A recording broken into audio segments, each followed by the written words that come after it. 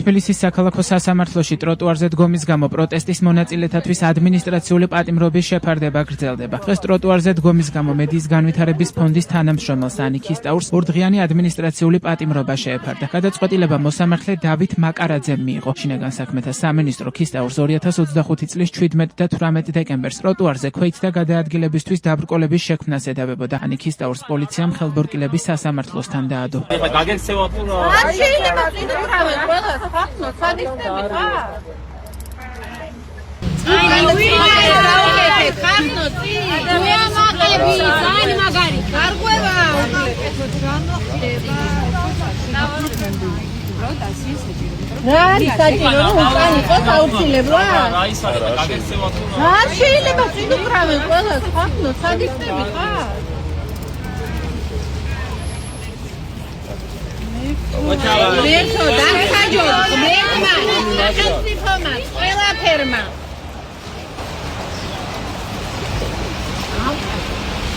ციხეში 2 დღით გაუშვეს პროტესტის მონაწილე მარიამ მელიქიშვილიც. ადმინისტრაციული პატიმრობა მას მოსამართლე მანუჩარ ცაცუამ შეუფარდა. ბრალდების მხარე მელიქიშვილს 2025 წლის 18 დეკემბერს ტროტუარზე ქვეით და გადაადგილებისთვის დაბრკოლების შექმნას ედავებოდა. ტროტუარზე დგომის გამო ორდღიანი ადმინისტრაციული პატიმრობა შეუფარდეს მარიამ ყიფიანსაც. გადაწყვეტილება მოსამართლე დავით მაკარაძემ მიიღო. ბრალდების მხარის პოზიციით მარიამ ყიფიანმა პარლამენტის წინ საპროტესტო აქციის მიმდინარეობისას ხალხის გადაადგილებისთვის დაბრკოლება განზრახ შექმნა. ყიფიანის სასამართლოს ეზოში დააკავეს.